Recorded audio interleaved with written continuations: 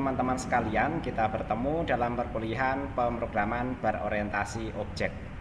Kali ini kita akan mempelajari tentang konsep enkapsulasi pada pemrograman berorientasi objek. Oke, kita langsung masuk ke materi. Untuk outline belajar kita nanti kurang lebih seperti ini ya. Kita mulai dari pengertian enkapsulasi pada PBO ya. Jadi, enkapsulasi adalah teknik dalam PBO yang menggabungkan data dan metode atau fungsi. Nah, jadi nanti teman-teman kalau sebelumnya sudah belajar logika dan algoritma, konsep fungsi ini saya kira tidak asing lah ya. Yang beroperasi pada data tersebut ke dalam satu unit tunggal yang disebut nanti sebagai objek.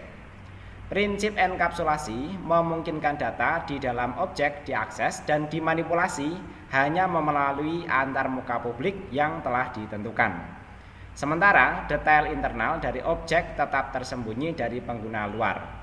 Tujuannya dari enkapsulasi ini ya adalah untuk mencapai konsep abstraksi dan menyembunyikan kompleksitas ya. Jadi kompleksitas program itu memang dikeluarkan oleh banyak programmer ya, tapi dengan konsep enkapsulasi ini program nanti akan lebih sederhana karena nanti detail dari sebuah blok kode program nanti bisa disembunyikan dan bisa dipakai oleh pihak yang lainnya atau kita sendiri nanti di kemudian waktu. Berikutnya kita masuk ke peran objek dalam enkapsulasi ya.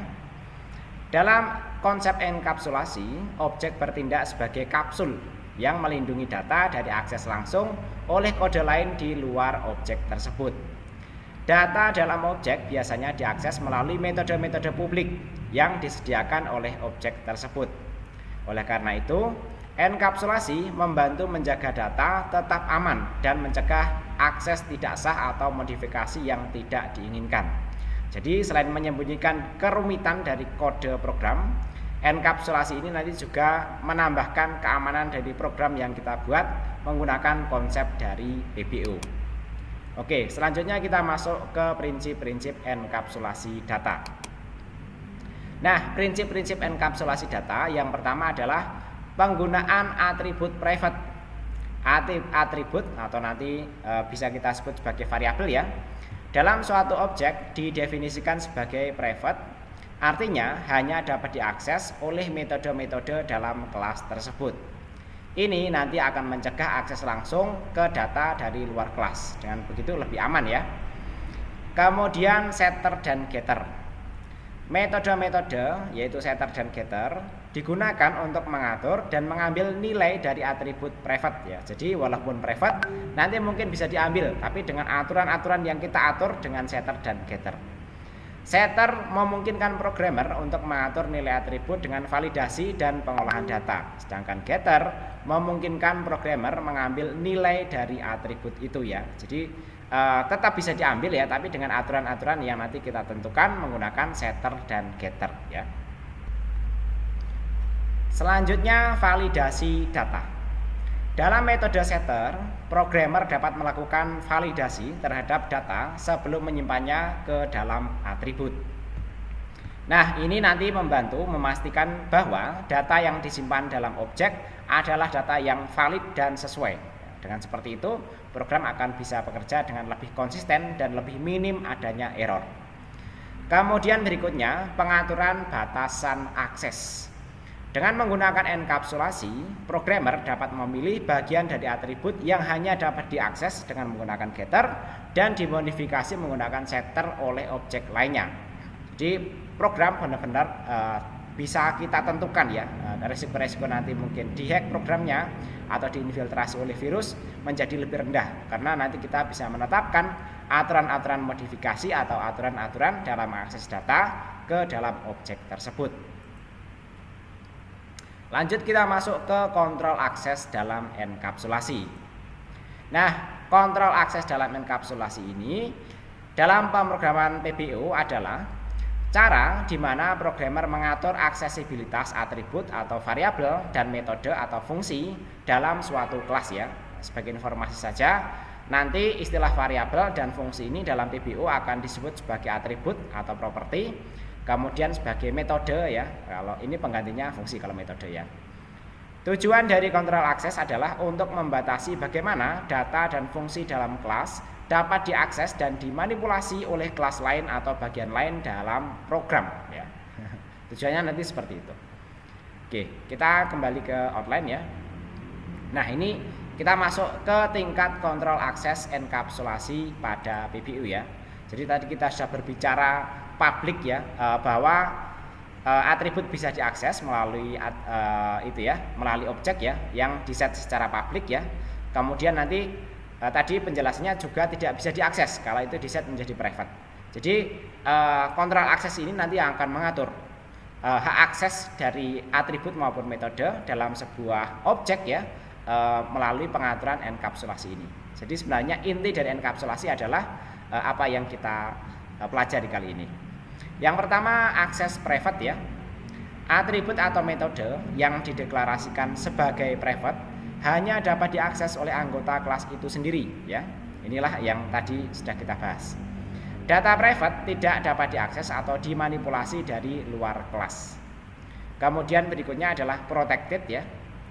Atribut atau metode yang dideklarasikan sebagai protected dapat diakses oleh anggota kelas itu sendiri serta oleh kelas-kelas yang merupakan turunan atau subkelas dari kelas tersebut ya. Namun akses dari luar kelas tetap dibatasi ya. Jadi nanti kalau protected hanya bisa diakses oleh kelas tersebut dan kelas lain yang merupakan turunannya. Kalau protected seperti itu ya. Kemudian kalau public ya. Nah, atribut atau metode yang dideklarasikan sebagai public dapat diakses dan dimanipulasi dari mana saja termasuk dari luar kelas. Public memberikan hak akses yang paling luas ya. Tadi idenya ya di awal ya bahwa atribut dan metode hanya bisa diakses yang diberikan hak akses publik ya. Karena konsep publik ini bisa diakses dari tempat luar. Kalau itu memang data-data dan informasi-informasi yang mungkin tidak sensitif lah ya. Kemudian berikutnya masuk ke enkapsulasi data ya. Enkapsulasi data adalah konsep dalam PBU yang melibatkan penyembunyian detail internal dari suatu objek dan memberikan akses terkontrol ke data tersebut melalui metode-metode yang telah ditentukan ya. Prinsip enkapsulasi ini memungkinkan programmer untuk membatasi akses langsung ke data objek dan mengontrol bagaimana data tersebut dapat dimodifikasi atau diakses dari luar objek. Tujuan utama dari enkapsulasi adalah untuk menjaga keutuhan data dan mencegah akses yang tidak sah atau dimodifikasi yang tidak diinginkan. Dengan seperti itu, program akan terlihat lebih simpel dan lebih aman. Selanjutnya kita masuk ke contoh ya. Jadi tadi konsep tadi ya mungkin menjelaskan saja bagaimana konsep dari enkapsulasi ini bekerja. Tapi mungkin akan lebih paham dengan contoh ya. Misalnya kita punya kelas mobil ya. Kemudian di sini kita tetapkan sebuah atribut ya bertipe private ya.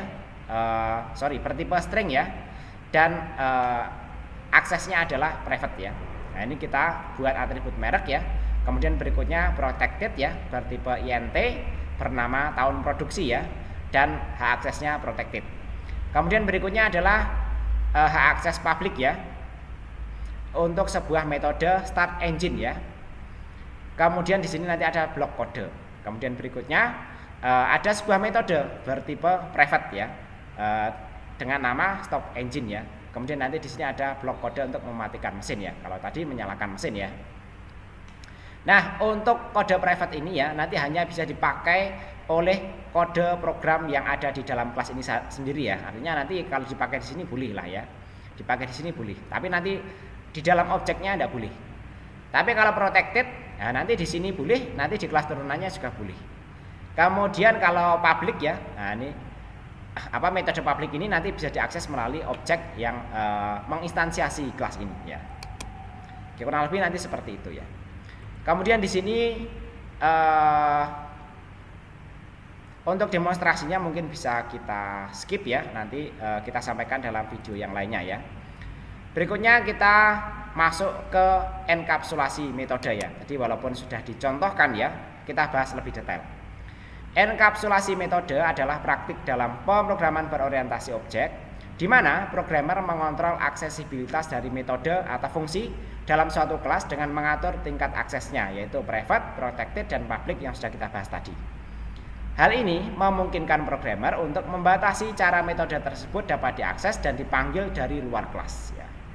Tujuan utama dari enkapsulasi metode ini adalah untuk menjaga integritas dan keamanan dari sebuah kelas, serta memberikan antarmuka yang jelas dan terdefinisi dengan baik bagi pengguna kelas.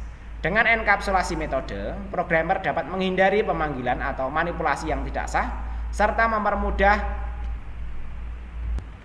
perubahan internal pada kelas ya tanpa mempengaruhi penggunaan eksternal ya. Jadi tetap fleksibel tapi juga tetap aman dan konsisten ya. Lanjut kita masuk ke contoh enkapsulasi metode. Kalau tadi enkapsulasi data ya, walaupun di dalamnya juga ada contoh enkapsulasi metode ya. Oke. Untuk enkapsulasi metode ya, nanti misalnya di sini tetap ada contoh enkapsulasi data ya, private string merek ya, kemudian private void set merek ya. Jadi ini metode yang bertipe private ya. Kemudian di sini dikasih variabel ya, dikasih parameter yaitu string new merek ya. Jika merek tidak sama dengan 0 ya dan tidak ada merek ya, mereknya tidak kosong di sini ya, maka mereknya diisi dengan new merek ya. Jika tidak, maka dia print ln mencetak merek mobil tidak valid ya. Kemudian metode yang kedua adalah metode yang di set public ya, yaitu untuk merubah merek ya, set merek menjadi new merek ya, karena di sini diberikan parameter new merek ya. Berikutnya untuk mendapatkan merek ya, yaitu karena ini didapatkan dari ini ya, diakses dari luar ya, mendapatkan merek ya. Ini di set public ya, yaitu string get merek ya. Kemudian dia mengembalikan nilai merek yang ada pada saat itu ya. Oke, untuk demonstrasi di skip pada video yang lainnya ya. Berikutnya kita masuk ke pentingnya dari enkapsulasi ini ya. Dalam contoh di atas, atribut merek dideklarasikan sebagai private sehingga hanya dapat diakses oleh anggota kelas mobil itu sendiri ya.